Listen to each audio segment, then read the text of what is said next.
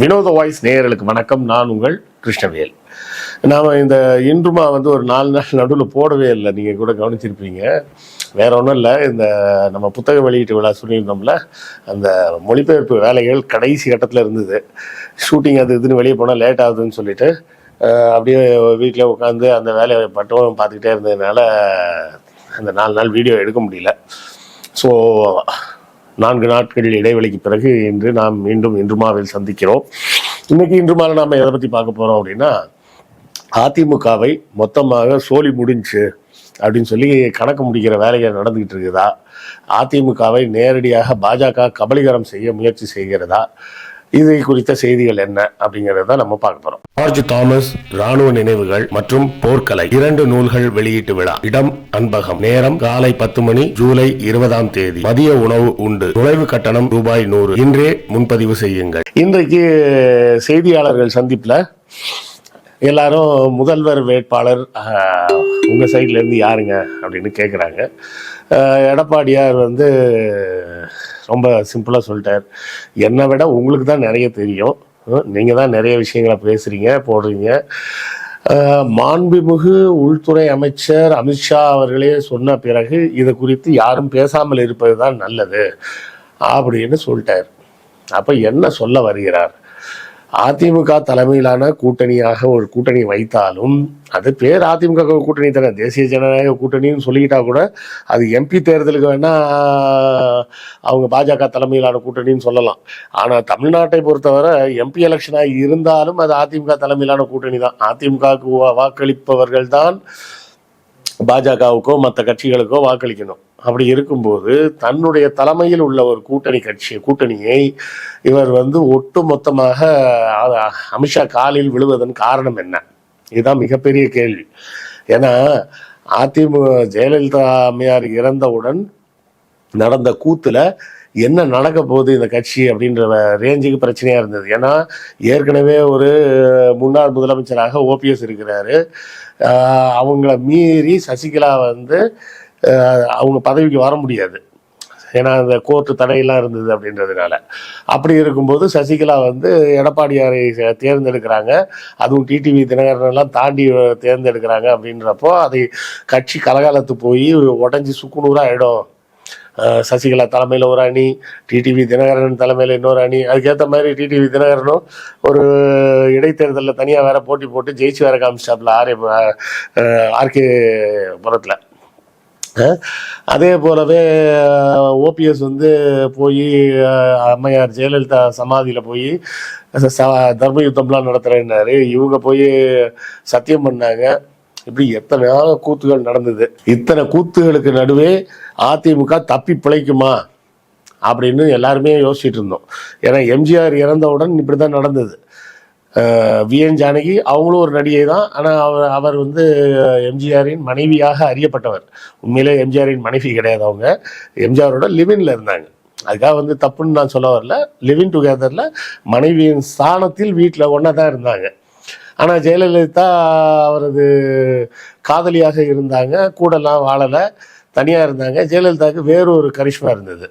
இப்படி 2 கரிஷ்மாக்களுக்கு நடுவில் மூத்த தலைவர்கள் பூரா ஜானகி பின்னாடி அணிவகுக்க, மற்ற இளைய தலைவர்கள்லாம் ஜெயலலிதா பின்னாடி அணிவகுக்கன்னு சொல்லிட்டு அது ஒரு பெரிய தலைவலியாகி கட்சி 2ஆவே லிட்டரலாக உடஞ்சி ஒரு பார்ட்டிக்கு சேவல் சின்னம், இன்னொரு பார்ட்டிக்கு ரெட்டை புறா அப்படின்லாம் கொடுத்து ஒரு மாதிரி ஜெயலலிதா மீண்டும் எலெக்ஷனில் நின்று ஜெயிச்சு அதன் பிறகு நாங்கள் தான் ஒரிஜினல் அதிமுகன்னு சொல்லி அதன் பிறகு எல்லாரும் நாங்கள் ஒன்றாக சேர்ந்துடுறோம்னு சொல்ல அந்த பழைய மந்திரிகள்லாம் ஓரங்கட்டப்பட்டார்கள். அவர்கள் அதோட அவங்களோட அரசியல் வாழ்க்கையை முடிஞ்சு போச்சுன்னு வச்சிங்களேன். நிறைய பேருக்கு நெடுஞ்செழியன், ஆரம் வீரப்பன், இன்னும் பலர், எல்லாருக்கும் அரசியல் லைஃப்ன்றதே அதோட டோட்டலாக சொல்லி முடியுது. அப்படி இருக்கும்போது எந்தவித பின்புலமும், அதாவது ஒரு திரைப்பட பின்புலமோ இல்லை மிக பிரபலமான ஒருத்தருக்கு இவர் தான் வாரிசு அப்படின்னோ, ஜெயலலிதா உயிரோடு இருக்கும்போது எடப்பாடியார் தான் என் வாரிசுன்னு அவங்க அறிவித்த மாதிரிலாம் எந்த விஷயமும் இல்லாத காலத்தில் தனி ஒரு மனுஷனாக நின்று அதில் பணம்லாம் விளையாண்டுச்சு, இல்லைன்னுலாம் சொல்லலை. அந்த கூத்தெல்லாம் நம்ம பார்த்துட்டு தானே இருந்தோம். இவ்வளோ கூத்துக்கு நடுவில் அந்த கட்சியை மீட்டாரு அப்படின்றத பார்த்து நானே ஆச்சரியப்பட்டேன். என்னடா எடப்பாடியார் சூப்பராக பண்ணுறாரு, ஏன்னா எனக்கெல்லாம் வந்து எடப்பாடியார் வருவாருன்னு நம்பிக்கையே இல்லாமல் இருந்தேன். அதனால தான் நானே ஆச்சரியப்பட்டேன் அப்படின்னு. அப்போ அப்படிப்பட்ட ஒரு இடத்துல இருந்து ஒரு மாதிரி கட்சியை தக்க வச்சு தேர்தல் கமிஷனில் போய் பேசி கட்சி அலுவலகத்தை மீட்டு இப்படி பல வேலைகளை செஞ்சு கட்சியை ஒருங்கிணைச்சிட்டாரு. பரவாயில்ல, ஏடிஎம்கேக்கு ஒரு கொஞ்சம் பேசாதவராக இருந்தாலும் ஒரு நல்ல செயல் திட்டம் உள்ள ஒரு களத்தில் இறங்கி வேலை செய்யக்கூடிய மாதிரி ஒரு ஆள் போல இருக்கு அப்படின்னு ஆச்சரியப்பட்டுக்கிட்டு இருந்தோம். இப்போ பார்த்தா நடுவில் கூட பார்த்தீங்கன்னா ஏன் இப்படி மாறிட்டாருன்னு தெரியல. அந்த அளவுக்கு த்ரெட்டன் பண்ணுறதுக்கு பாஜக கிட்ட என்ன இருக்கு? இந்த கேள்வி தானே பொதுமக்கள் கேட்பாங்க. இங்கே வந்து கூட்டணிக்கே வரமாட்டேன்னாரு, மேடைக்கு ரொம்படியாக பிடிச்சி இழுத்துட்டு வந்து உட்கார வச்சாங்க, வேண்டா வெறுப்பாக வந்து உட்கார்ந்துருந்தாரு. அதன் பிறகு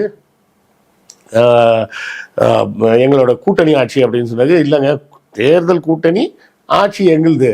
கூட்டணி வேற, ஆட்சி வேற. கூட்டணி ஆட்சி தான், அந்த கூட்டணியே சேர்ந்து ஆட்சி அமைக்க போகுதுலாம் இல்லைன்னுலாம் விளக்கம்லாம் சொன்னார். சரி பரவாயில்ல, அமித்ஷாவை எதிர்த்தெல்லாம் பேசுறாரு அப்படின்னு நினச்சிட்டு இருந்தோம். இன்னைக்கு சப்சாடா காலில் விழுந்துட்டார். அதுதான் அமித்ஷாவே சொல்லிட்டாருலாங்க, அதுக்கு மேலே என்னங்க பேசுறதுக்கு அப்படின்னு. அதுவும் சும்மா சொன்னா கூட பரவாயில்ல, மாண்புமிகு உள்துறை அமைச்சர் அமித்ஷா அவர்களே சொல்ல பிறகு இனி அதை குறித்து நாம் பேசிக்கொண்டு இருப்பதில் எந்த பொருளும் இல்லை, பேசக்கூடாது அப்படின்னு சொல்லிட்டார். அதுதான் எனக்கு ரொம்ப ஆச்சரியமா இருக்கு. என்ன சொல்றது, அதிர்ச்சியா இருக்குன்னு சொல்லலாம். என்னை போன்று வெளியே இருந்து பார்ப்பவர்களுக்கே இப்படி ஒரு அதிர்ச்சியா இருக்குன்னா அதிமுகவை சேர்ந்தவர்கள்லாம் எந்த அளவுக்கு அதிர்ச்சியா இருப்பாங்க. கட்சியை மொத்தமா கொண்டு போய் அடகு வச்சுட்டாரு போலையே அப்படின்னு தோன்று இருக்குமா இருக்காதா? ஏன்னா ஏற்கனவே பாஜக இனிமேல் கூட்டணி கிடையாதுன்னு அறிவிச்ச போது ஜெயக்குமார் போன்ற பழைய அமைச்சர்கள்லாம் என்ன பேட்டி கொடுத்தாங்க? நான்லாம் தோக்கக்கூடிய ஆளாங்க, பாஜக கூட போய் கூட்டணி வச்சதுனால தாங்க தோத்தோம் அப்படின்னு சொல்லி ஓப்பனாக பேட்டி கொடுத்தாங்க. அந்த அளவுக்கு அவர்களுக்கு பாஜக கூட்டணி மீது மிகப்பெரிய அதிருப்தியில் இருந்தாங்க. அப்படி இருந்தும் இப்போது எடப்பாடியார் நாங்கள் வந்து எதுவுமே பேச போறதில்லை, தேர்தலை அமித்ஷா தலைமையில் தான் சந்திக்க போகிறோம் அப்படின்னு சொல்லிட்டாருன்னா மிச்சம் மீதி இருக்கக்கூடிய உண்மையான அதிமுக தொண்டர்கள் என்ன செய்வாங்க? வேற என்ன செய்வாங்க? தாய் வீடு திமுகவுக்கு போயிடுவாங்க, அவ்வளோதான். அதான் நடக்கும். அங்கேருந்து என்ன அதிமுகலேருந்து பாஜக போயிடுவாங்களா? கண்டிப்பாக அதெல்லாம் போக மாட்டாங்க. ஏன்னா கட்சியில் இருக்கக்கூடிய தொண்டர்களுக்கே வந்து என்ன தெரியுது, நல்லா பாஜக கூட கூட்டணி வச்சா ஒரு சீட்டு கூட ஜெயிக்க முடியாது கன்ஃபார்ம் அப்படின்னு தெரியுது. அப்படி இருக்கும்போது அத்தனை பேரின் எதிர்ப்பையும் மீறி எடப்பாடியார் ஏன் கொண்டு போய் தன் கட்சியை பாஜகவிடம் அடகு வைக்கிறார் அப்படிங்கிறது ஒரு மிகப்பெரிய கேள்வி. எல்லாருமே இரண்டாம் கட்ட தலைவர்கள், மூன்றாம் கட்ட தலைவர்கள், முன்னாள் அமைச்சர்கள், ஒன்றியம் மாவட்ட செயலாளர் எல்லாருக்குமே யாருக்குமே பாஜக கூட போய் சேர்றதுக்கு விருப்பம் இல்லை. சேர விருப்பம் இல்லைன்னா தேர்தல் நேரத்தில் பாஜகவுக்கு வேலை செய்ய ஆள் இருக்கா? ஒன்றுக்கும் ஆள் கிடையாது. கலவரம் பண்ணுறதுக்கு வேணால் ஆள் இருக்கு. பூத் ஏஜென்ட் லெவலில் உட்காந்து வேலை பார்க்கறதுக்கு தமிழ்நாட்டில் ஆட்கள் வைத்திருக்கக்கூடிய கட்சி ரெண்டே கட்சி தான். எல்லாம் ஒரு பூத் விடாமல், ஒரு பூத் மட்டும் இல்லை, ஒரு போலிங் ஸ்டேஷன் விடாமல். பூத்துனா அந்த மொத்த வளாகத்தை சொல்லலாம். நான் போலிங் ஸ்டேஷன் சொல்றது ஒவ்வொரு மிஷின் வச்சு தனித்தனியாக ரூம் வச்சிருப்பான் பார்த்தீங்களா, அந்த ஒவ்வொரு ரூம்லையும் ஆள் போடுற அளவுக்கு கட்சி ஆட்கள் வைத்திருக்கக்கூடிய ரெண்டே கட்சி அதிமுகவும் திமுகவும் தான். இப்படி இருக்கும்போது இவ்வளவு மனசோர்வோடு, அதுலேயும் கேட்கறது வந்து பாதிக்கு பாதி கேட்குறாங்க அப்படின்றாங்க. 120 சீட்டு கேட்குறாங்க அப்படின்னு சொல்கிறாங்க. 120 சீட்டை தூக்கி அவன்கிட்ட கொடுத்துட்டு இவங்க 120 சீட்டில் மட்டும்தான் அதிமுக நிற்கும்னா எத்தனை சீட்டில் ஜெயிப்பாங்க? கட்சி வந்து ஒரு உத்வேகத்தோடு இருக்கக்கூடிய நேரத்திலேயே நீங்கள் வந்து ஜெயிக்கிறது கஷ்டம். இப்போ வந்து கட்சியில் இருக்கவங்க பூரா ஃபுல்லாக சோர்வு அடைஞ்சு போயிருக்கிறாங்க. என்னடா இது, பார்லிமெண்ட்டில் தோத்துட்டோம், சட்டமன்றத்தில் தோக்குறோம், எல்லாத்துக்கும் இந்த பிஜேபி தான் காரணம். அப்படி இருந்தாலும் நம்ம தலைவர் வந்து மறுபடியும் கொண்டு போய் பிஜேபியில் நம்மளை சேர்க்குறாரு அப்படின்னு இன்னும் மேலும் மேலும் சோர்வு தான் அதிகமாகும். இப்போ இந்த சோர்வின் காரணமாக அதிமுக மொத்தமாக கலைய போகிறதா, கூட்டமாக கூடாருமே கலைய போகுதா அப்படிங்கிறது தான் இப்போ ஒரு பெரிய கேள்வியாக இருக்குது. போன இடைத்தேர்தலில் கூட எல்லாரும் என்ன சொன்னாங்க, அதெல்லாம் முடியாது, அதெல்லாம் கிடையாதுங்க,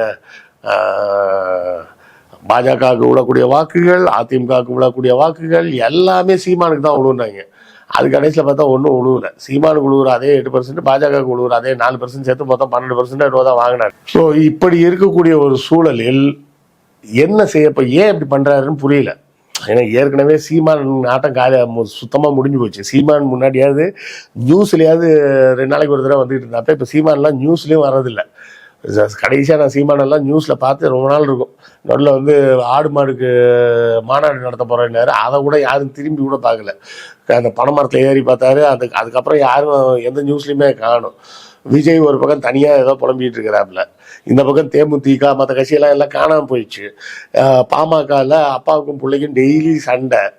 இந்த கூத்து நடந்துகிட்டு இருக்கிற நேரத்தில் எடப்பாடி வந்து தெளிவாக சொல்லிட்டாரு, அதெல்லாம் அடுத்த முதல்வர் யாருன்றத அமித்ஷா தான் முடிவு பண்ணுவார். அமித்ஷா எப்படியா முடிவு பண்ணுவார்? மக்கள் தான் ஏன் முடிவு பண்ணுவாங்க அடுத்த முதல்வர் யாருன்னு?